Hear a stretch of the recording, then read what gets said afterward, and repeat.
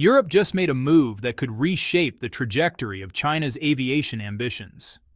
After years of development, thousands of test hours, and a nationwide push to prove it can stand alongside Airbus and Boeing, China's C919 is finally carrying passengers. Yet right as the jet begins stepping beyond China's borders, Europe quietly releases an announcement that brings everything to a halt. The message is unmistakable.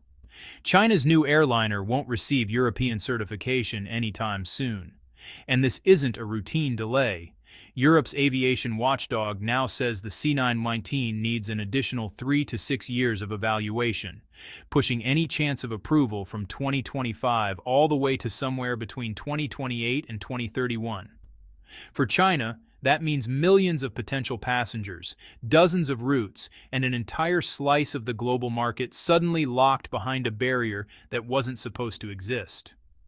So the obvious question becomes, if China's new jet is already flying daily routes and carrying thousands of passengers, why did Europe suddenly put it on hold? At first glance, Europe's explanation sounds simple. Regulators say COMAC is still a young manufacturer. They say key data must be revalidated. They say the process requires time. But look more closely, and the timing becomes impossible to ignore. This decision arrives exactly as China's aviation industry is expanding faster than ever. While Europe's largest aerospace firm, Airbus, struggles to keep pace with unprecedented demand.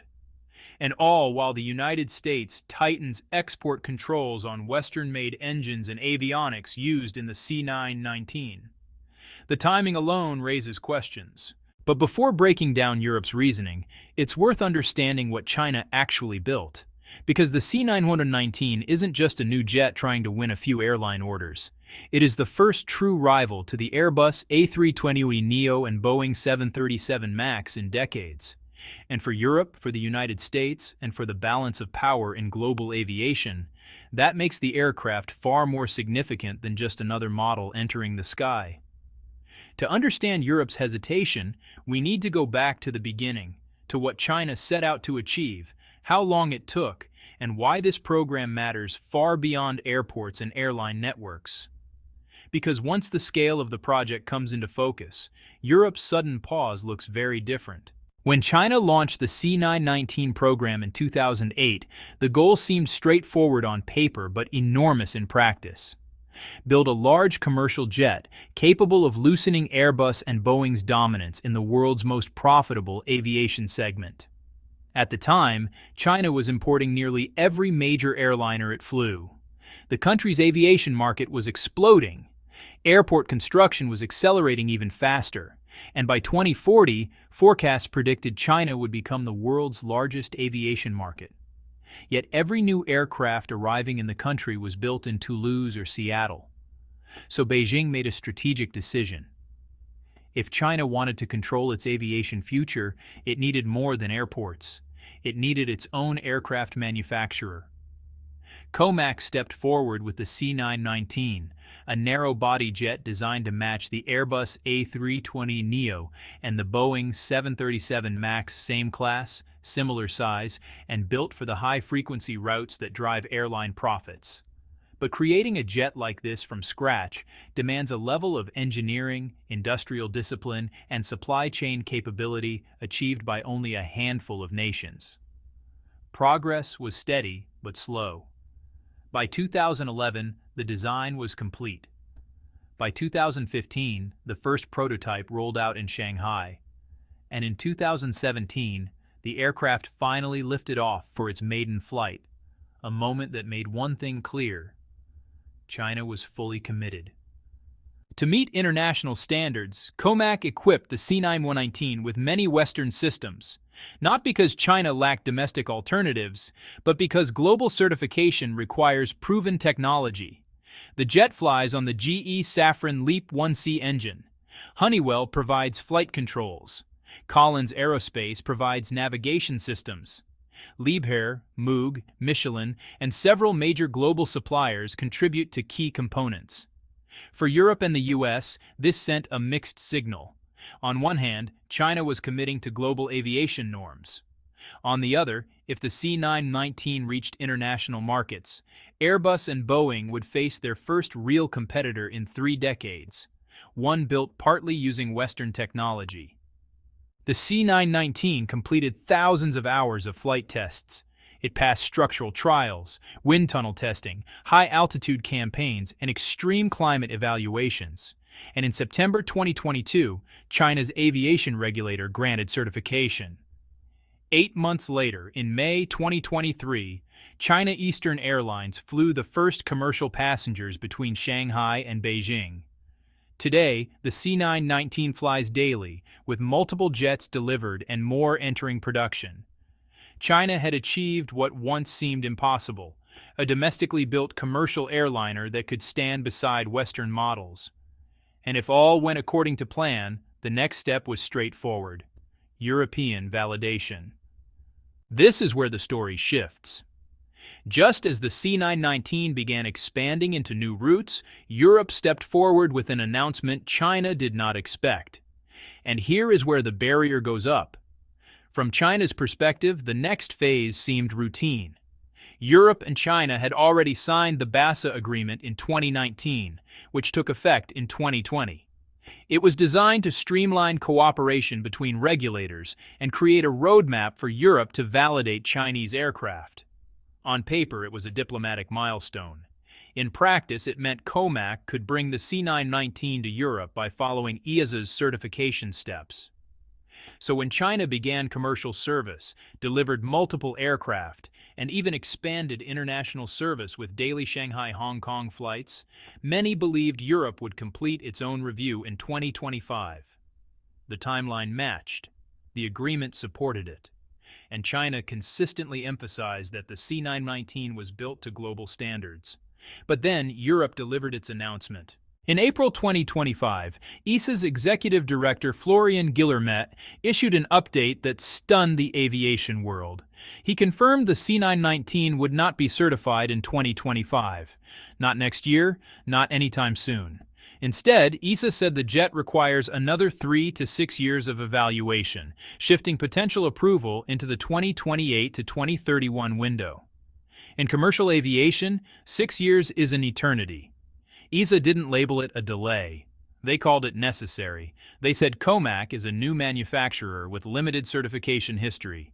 They said they need more verified test data. They said every major system requires deeper analysis because Europe has never certified a Chinese-built narrow-body aircraft before. On paper, that explanation seems reasonable, but the timing raised immediate questions. Airbus is struggling to meet unprecedented demand. Boeing is still recovering from years of crises, and China is ramping up production of a jet designed to challenge both. A slow approval was already expected, but pushing it as far as 2031 caught even veteran analysts by surprise. EASA insists the timeline is technical, not political, yet the signal is unmistakable. Europe is not ready to open its market to China's challenger. Not now. Not for years. And for China, that's only part of the problem. Because the C919's engines, avionics, and several key components still depend on Western suppliers. Any tightening of export controls, any adjustment in U.S. policy, or any disruption to Western supply chains could introduce serious uncertainty for COMAC's future deliveries. Europe says its stance is purely about safety, but from China's perspective, it looks like something different, a door that was expected to stay open now quietly swinging shut. And beneath that decision is where the real pressure begins. On the surface, EASA's explanation sounds procedural. A new manufacturer requires added scrutiny. More data must be validated. Every system, every process, every test result needs to be re-examined through Europe's standards. Aviation is built on caution, and no regulator wants to rush a ruling that impacts millions of travelers. But when you look at what's actually happening behind the scenes, the situation becomes much clearer. First is the technical reality. COMAC is entering a space where Airbus and Boeing have accumulated decades of certification experience, dozens of aircraft programs, and vast global maintenance ecosystems. The C919 is China's first modern jet of this size. Europe has never certified anything like it from China before. There is no long record to reference. That alone makes ESA more careful and slower. Then comes the supply chain. The C919 incorporates systems from Western companies, GE and Safran engines, Honeywell flight controls, Collins avionics, and hydraulics from Parker and Moog. These suppliers are trusted in Europe, but how they integrate into a new airframe, how COMAC manages them, and how the aircraft performs after thousands of hours in service are all unfamiliar variables to ESA. Validating that combination takes time. There's also the challenge of global support. Europe requires any aircraft in its skies to have reliable maintenance infrastructure, available parts, trained technicians, certified repair stations, and long-term support plans. COMAC has built most of this inside China, but outside the country the network is still developing. And for ESA, that represents risk. All of these factors stack together. But then comes the part that creates real tension, the timing. China is expanding its aviation sector faster than ever. Airbus is scaling production lines in Tianjin to fulfill massive Chinese demand. Boeing is still rebuilding trust after the MAX crises. And the C919 is not a small project. It targets the single-aisle market, the most profitable segment in global aviation. If the C919 reached Europe too quickly, it would compete directly with Airbus's core lineup. And while ESA insists its decisions are strictly technical, many analysts inside China view the long timeline as a strategic shield, keeping the European market closed long enough for Airbus to maintain its dominance. There's no official evidence of this, but the mix of technical requirements, political timing, and commercial pressure creates an environment where even a routine certification process turns into a geopolitical battleground. And that pressure is only intensifying because while Europe slows the C919, China isn't waiting. In fact, China is already working around the blockade. Europe may have hit the brakes on the C919, but the jet itself hasn't slowed. Inside China, it's flying more routes, more frequently, and more airlines are placing orders. And for COMAC, that progress sends a message. If Western markets remain closed, they'll expand through other doors. The first major sign came at the end of 2024. China Eastern announced the C919 would fly a daily route between Shanghai Pudong and Hong Kong. On January 1st, 2025, that service officially launched. For the first time, the C919 operated a scheduled daily international flight outside mainland China. Thousands of passengers began flying in aircraft that Europe still doesn't officially recognize.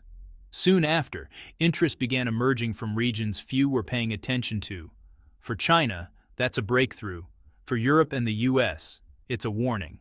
But the biggest twist isn't which countries are accepting the C919, it's why. Many of these nations want cheaper aircraft, shorter delivery waits, and alternatives to the Airbus-Boeing duopoly. And China is offering exactly that. While Europe takes another 6 years to review the C919, China is pushing ahead. COMAC is raising production rates, expanding its maintenance network, and accelerating work on the CJ1000A, the homegrown engine intended to replace the Western-made LEAP-1C. If that engine succeeds, China's national airliner will depend far less on American and European suppliers. And once that happens, the leverage behind export controls, certification delays, and geopolitical pressure starts to fade. Europe slowed the C919 from entering its own market, but it may have triggered something else. A world where China no longer needs Europe at all. Europe's decision didn't stop the C919. It only paused its entry into the largest Western markets. But that pause created a ripple effect few expected. Countries that once waited for Europe's approval are now choosing to trust China's regulator instead. And with every new airline that adopts the C919, the balance of who decides what is safe in global aviation shifts slightly more.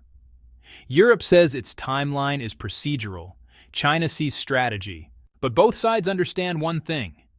The C919 is only the beginning. COMAC is already working on larger aircraft. The CJ-1000A is advancing through testing. And if China resolves the remaining bottlenecks, the next generation of aircraft won't require nearly as many Western components, or Western permission. That's the real reason this delay matters. Not because Europe slowed one jet, but because China is already preparing what comes next. And if Europe views the C919 as a challenge, wait until they see the aircraft China plans to push forward next, the one that could impact them far sooner and far harder than expected. That story is already taking shape.